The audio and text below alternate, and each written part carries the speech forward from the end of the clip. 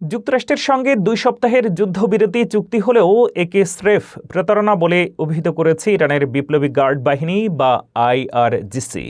এক কড়া বার্তায় বাহিনীটি জানিয়েছে, আমেরিকার কোনো প্রতিশ্রুতিতে তাদের বিশ্বাস নেই এবং যে কোনো পরিস্থিতির জন্য তাদের যোদ্ধাদের আঙ্গুল এখনও ট্রিগারেই রাখা আছে।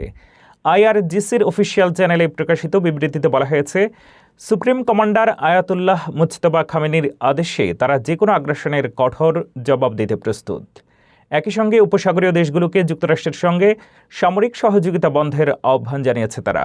অন্যদিকে প্রেসিডেন্ট ডোনাল্ড ট্রাম্প দাবি করছেন, চীনের মধ্যস্থতায় ইরান আলোচনার টেবিলে ফিরতে বাধ্য হয়েছে।